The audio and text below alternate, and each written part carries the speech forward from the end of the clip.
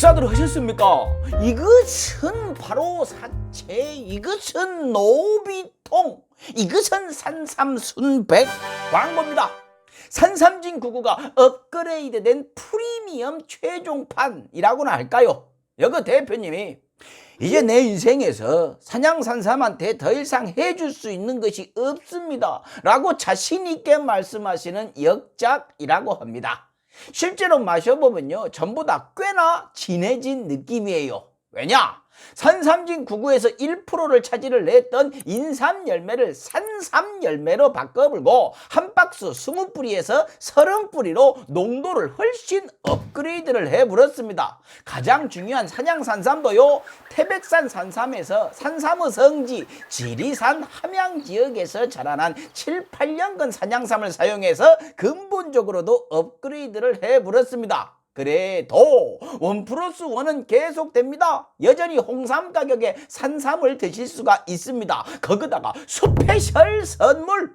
세계 3대 양인 치명환에다가 산삼 20%를 섞어갖고 귀하게 만든 산삼 치명환도 고급지게 포장을 해갖고 선물로 드립니다. 예전에 건물주만 먹는 줄 알았던 산삼, 이제 우리도 먹을 수 있습니다. 선물도 할 수 있습니다. 어버이날 이만한 선물이 있을까요? 아침 공복에 따뜻한 물 한 잔 드시고요, 경건한 마음으로 흔들어 드세요. 검색창에 산삼순백 또는 전화 1666-1080 아니면 댓글창 메뉴에 링크를 클릭하시면 되겠습니다. 광고 끝. 럭셔리 칼럼 시작하겠습니다. 장난질하는 여론조사와 반칙하는 김은혜. 이번 지방선거에서 경기도지사 선거가 가장 관심이 높죠. 그만큼 양당에 중요하고 판세 역시 박빙입니다. 솔직히 민주당은요, 대선도 내준 마당에 경기도를 이겨불면 우리가 이겼어! 할 수 있는 상황이죠. 근데 역시나 대선에 이어서 이번 지방선거도 장난질은 여전하죠.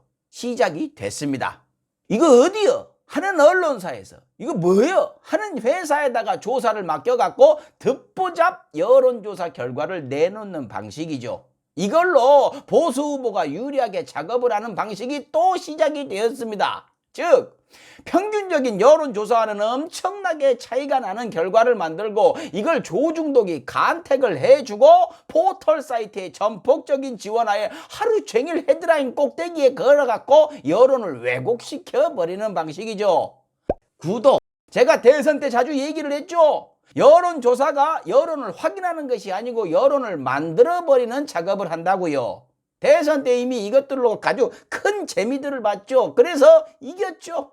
지방선거는요, 투표율이 더 낮아갖고 이런 작업들로 더 큰 재미들을 볼 겁니다. 사람들은 자기가 지지하는 쪽이 많이 지고 있다 싶으면요, 투표장에 더 안 나가게 되거든요.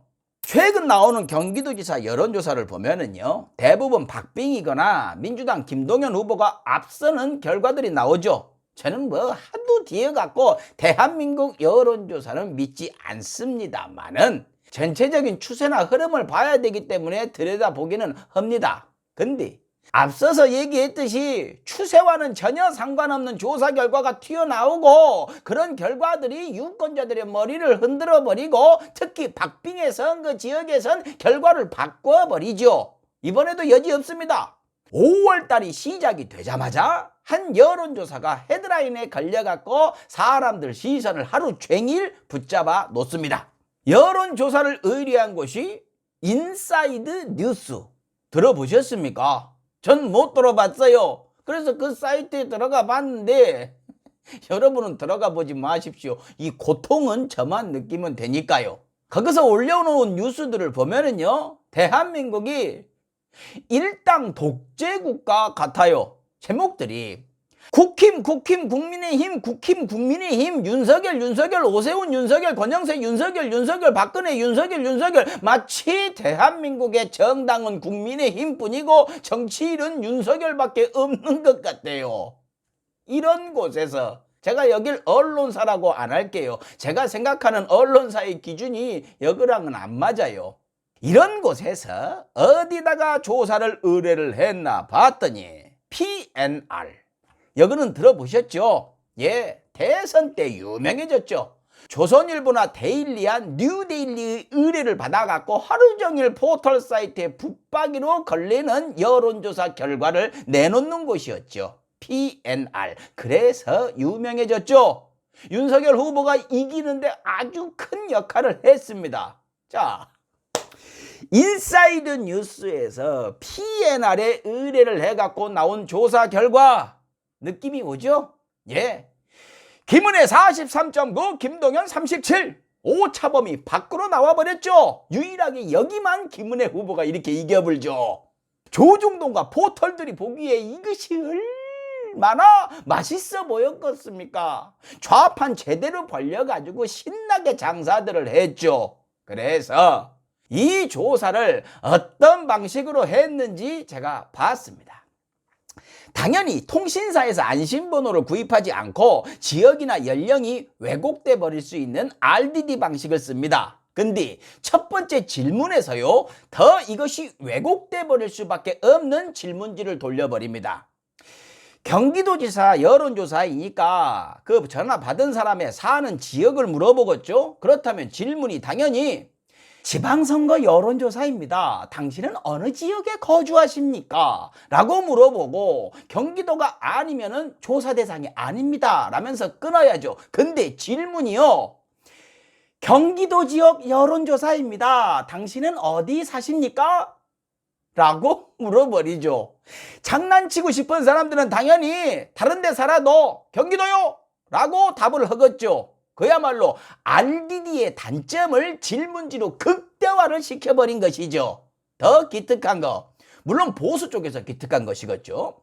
보수 성향의 유권자들의 응답이 많다고 잘 알려진 집전화인 유선전화를 5%도 아니고 10%도 아니고 20%를 집어넣어 버렸습니다.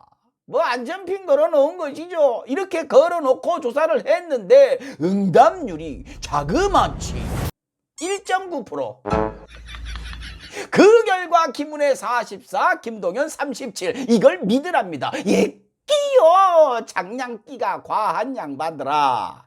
좋아요. 표본오차 플러스 마이너스 3.1% 같은 소리하고 자빠졌네. 이런 유통기한도 안 보이는 불량식품 같은 조사들로 사람들을 홀리는 겁니다. 뭐냐? 사람들한테 어떻게 생각해라 라고 주입을 시키는 것이냐 하면은요, 지금 김은혜가 크게 이기고 있으니 김은혜 지지자들은 자신감을 가지고 주변에 홍보하고 투표를 하시고, 김동연 지지자들한테는 너 같은 생각 가진 사람 얼마 없으니 괜히 창피당하게 말 꺼내지 말고 조용히 있다가 투표날에 투표장 나가봐야 당신이 던진 표는 폐지가 되어버릴 테니 나오지 마라 라는 암시를 이 뇌 속에다가 주입을 시켜버리는 것이죠. 이런 여론조사 결과를 내놓는 자칭 언론사는 인지도가 올라가 불고, 조중동과 포털은 공짜로 이 물건 받아다가 장사 잘하니 서로 윈윈이 되겠죠. 물론 이런 식으로 짜놓고 원하는 결과가 나오길 바라지만 여론조사 결과가 뜻대로 안 나오는 경우도 있죠. 매번 성공하는 것은 아닙니다. 그것까지 속이지는 않아요. 근데 그렇게 나온 여론조사 결과는 용도 폐기가 되어버리죠. 원하는 말도 안 되는 수치가 나오지 않으면요, 조중동과 포털이 쳐다도 안 봐요. 그러니 더 기를 쓰고서 장난질을 하는 것은 아닐까요? 앞으로 얼마 안 남은 기간 동안 이런 식의 여론조사 장난질이 대선 때와 마찬가지로 열심히 반복될 겁니다. 우리 대선 때 크게 당했죠? 여론조사 신경 쓰지 마시고, 굳이 신경이 쓰이면요, 대선 때 우리가 학습을 했듯이 나오는 수치들에 민주당 후보 5%를 더해갖고 보십시오. 근데 보니까 잘 모르는 언론사나 조사기관이다 싶으면요, 10% 더해갖고 보십시오. 지방선거 결과는요, 적극 지지층들의 자신감에서 갈립니다. 여러분, 화이팅! 앞에서 제가 얘기한 여론조사 수치들에 대한 자세한 상황은요, 중앙선거 여론조사 심의위원회를 볼 필요가 없습니다. 제가 다 자세하게 얘기를 했으니까요. 자, 이러한 기득권 세력들의 전폭적인 지원하에 선거를 치르게 되는 국민의힘 김은혜 후보가 성에 안 찼는지 반칙을 써버립니다.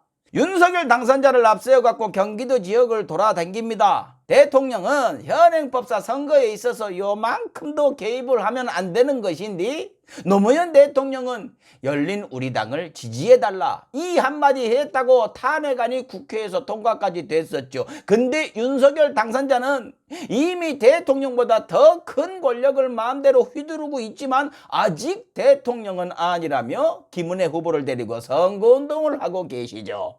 무릇 한 나라의 대통령 당선자라면 아무리 자기가 꽂은 사람이라도 해서는 안 될 일이 있는데 윤석열 당선자는 하죠. 윤석열이니까 하죠. 윤석열이 윤석열 하는 것이죠. 왜 이렇게까지 하는 걸까요? 쫄리니까 그러겠죠. 자체적으로 장난치지 않은 여론조사를 돌려바꿨죠. 그 결과를 보고 쫄리나 보죠. 그렇잖아도 가뜩이나 대구에서 홍준표 날려버리려다가 실패를 냈는데 대놓고 유승민 날려버리고 꽂아놓은 김은혜마저 져버리면 얼마나 민망하시겠습니까? 그러니 사람들 시선 무시하고서 김은혜를 데리고 이 중요한 시기에 경기도를 누비고 다닌 것이죠. 일단 표부터 받자고. 지금 어떻습니까? 인수위 내놓은 공약들 다 날려버리고 그러고 자기가 지명한 사람들 청문회에서 사람 아닌 걸로 밝혀지고 있는 와중에도 선거만 이기면 된다고 저렇게 돌아다니고 계시는 것이죠.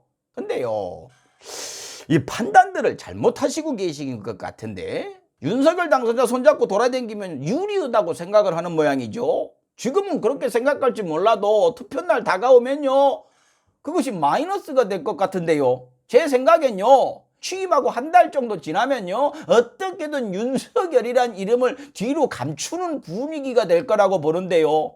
지금 그냥도 해볼 만한데 왜 저렇게 긁어부스럼을 만들까요? 그만큼 경기도는 쫄리는 모양이죠.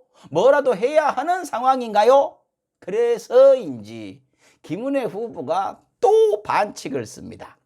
김은혜 후보 측에서 김동연 후보한테 여성 비하를 했다라며 공격을 내버립니다. 아이고 이거 기사 보고서 큰 실수를 했는가 보다. 그래서 찾아봤더니요. 김은혜 후보가 이런 얘기를 했답니다. 여성의 능력을 외모로 평가하는데 상당히 거북함을 느낀다라고 했대요. 아이고 뭔가 큰 잘못을 했구나 하고 또 자세히 찾아봤더니 김동연 후보가 이런 말을 했답니다. 김은혜 후보가 많이 알려져 있지 않습니까? 그런데 경기도지사는 입으로 일하는 것도 아니고 얼굴로 하는 것도 아닙니다. 이게 여성을 얼굴로 평가한 여성 비하랍니다. 그렇게 쫄리십니까? 이런 구차한 방법까지 쓸 정도로 상황이 안 좋으세요? 김동연 후보 측에서도 얘기했듯이 여기서 얼굴이란 표현은 인지도를 의미한다는 걸 진정 몰라갖고 이걸 여성 비하로 몰아가시는 건가요? 그렇다면 머리가 나쁜 거 아닙니까? 아니면 주변에서 지금 상황이 안 좋으니 어떻게든 이겨야 하니 대부분의 언론도 우리 편이겠다. 마타도로 몰아가자 하니까 얼씨구 좋다 뭐 하시는 겁니까? 젊은 정치, 새로운 보수 뭐 이런 얘기 하시지 않았었나요? 어떻게든 이기기만 하면 되는 걸로 방향을 잡으셨나 보죠. 하긴 뭐 윤석열 당선자 이기고서 권력 마음대로 그냥 즐겁게 휘두르는 거 바로 옆에서 보셨으니 그런 욕심이 생길 수도 있겠죠. 근데요 저런 것을 여성 비하로 몰아가실 거면 이렇게 시작을 하실 거면 자세를 아예 딱 잡아버리십시오. 제가 도와드리겠습니다. 다른 공격 방법도 알려드릴 거예요. 자, 잘 듣고 써먹으시면 되겠습니다. 돌아다니다 보면 앞으로 김동연 후보를 자주 만날 겁니다. 김동연 후보 만났을 때 김은혜 후보한테 식사하셨어요? 물어보면은요. 김동연 후보가 여성은 능력이 없어서 식사도 할 돈이 없는 그런 존재로 몰아가며 여성 비하를 했다 해버리시고요. 아이고 고생이 많으십니다 라고 하면은요 김동연 후보는 여성을 태생적으로 남자보다 열등해갖고 고생을 더 많이 해야 하는 비천한 존재로 몰아가며 여성 비하를 했다 하시고요. 다음에 뵙겠습니다 라고 하면은요 김동연은 여성이 남자가 보자고 하면 봐야 하는 수동적인 존재로 여기며 여성 비하를 했다 라고 해버리십시오. 공격할 거리가 얼마나 많습니까? 왜요? 그렇게까지 하기에는 젊은 정치인으로서 좀 창피한 감이 있습니까? 아따 창피할 거 없습니다. 김은혜 후보가 아무리 세상 그 어떤 창피한 짓을 해도요, 김웅 의원보다는 덜 창피할 것입니다. 마치겠습니다. 칼럼다워야 칼럼이지. 식사하십시오.